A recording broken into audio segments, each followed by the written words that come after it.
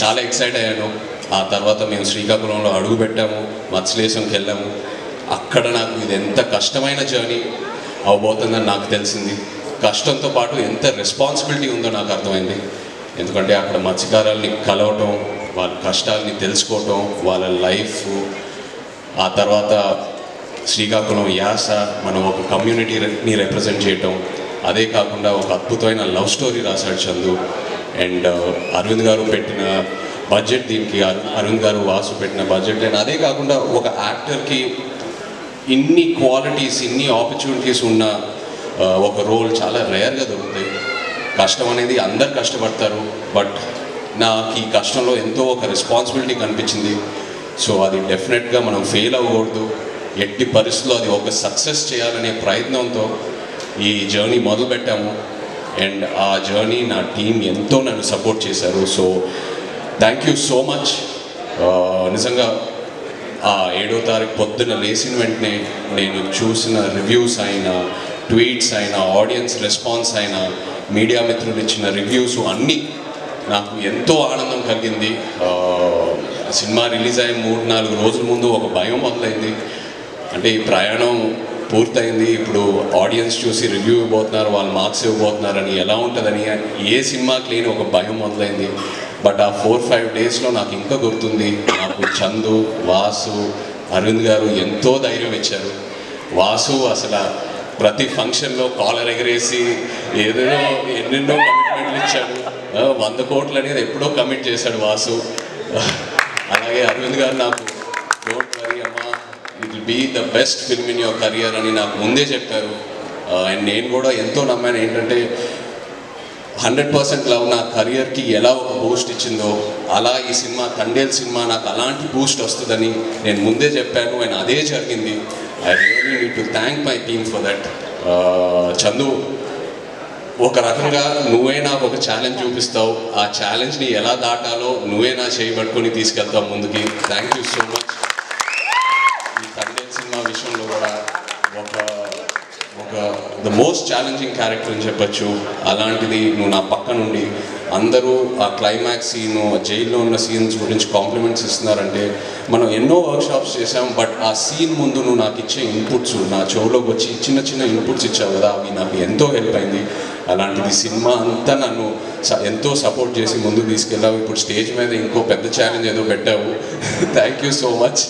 And ఇంకో భయం ఏంటంటే, మనం 3వ సినిమా కలిసి చేయడం, మన జర్నీ ఎక్కడ పాడవకూడదని ఎంతో ఒక పాజిటివ్ జర్నీ. సో ఇది మన 3వ సినిమా కలిసి చేయడం అని ఇంత పెద్ద హిట్ అవడం అనేది ఎంతో ఆనందంగా ఉంది Chandru. I also wish you all the best. Just hope you grow, just keep growing and you definitely will. Thank you Chandru. అలాగే అరవింద్ గారి గురించి, వాసు గురించి ఆల్రెడీ ముందు చెప్పాను. ఒక భయం మొదలైంది. ఇంకో సినిమా వీళ్ళ సపోర్ట్ లేకుండా నేను ఎలా చేస్తాననేది ఒక భయం మొదలైంది. అంత కాంట్రిబ్యూట్ చేశారు ఈ సినిమాకి. అండ్ ప్రమోషన్ విషయంకి వస్తే, అంటే సినిమా విషయంలో ఎంత కాంట్రిబ్యూట్ చేశారో ఆల్రెడీ చెప్పాను, బట్ ప్రమోషన్ విషయంకి వస్తే, ఒక సినిమా రిలీజ్ అయిన తర్వాత ఇంకా ఆడియన్స్లోకి ఎలా తీసుకెళ్లాలనేది ఫస్ట్ టైం నేను చూస్తున్నాను. గీతార్ట్స్లో వాళ్ళు చేసే ప్రమోషన్, వాళ్ళు ఇచ్చే మా సపోర్ట్, 2వ రోజుకే సినిమా రిలీజ్ అయిన 2వ రోజుకే థియేటర్కి తీసుకెళ్ళి జనాల్లోకి తీసుకెళ్ళాడు వాసు. అండ్ అది ఎంతో హెల్ప్ అయింది. ఆడియన్స్ వాళ్ళు రెస్పాన్స్ చూడటం, వాళ్ళ ఉత్సాహం చూడటం నాకు ఎంతో ఒక ఎంకరేజ్మెంట్ ఇచ్చింది. అండ్ ఆ ఎంకరేజ్మెంటే నాకు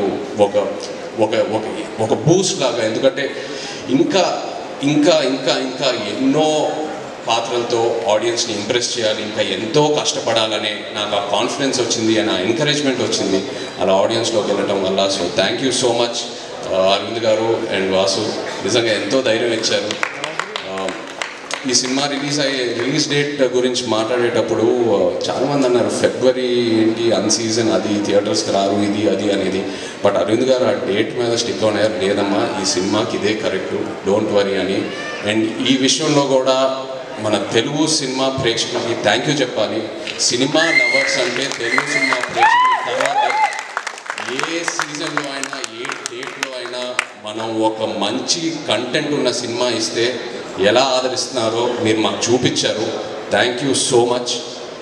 అలాగే మా రాక్ స్టార్ డిఎస్పి నిజంగా చందు అన్నట్టు ఈ సినిమాని పూర్తిగా అర్థం చేసుకున్న ఏకైక క్యాండిడేట్ మన టీంలో దేవియే 100%. నిజంగా ఎందుకంటే నేను ఫస్ట్ కాపీ చూసినప్పుడు మీరు ఆ బుజ్జి తల్లి పాట ఇంకో వర్షన్ ఇచ్చారే క్లైమాక్స్ సీన్కి, అది నిజంగా no one would have understood it better and you are in the film Devi.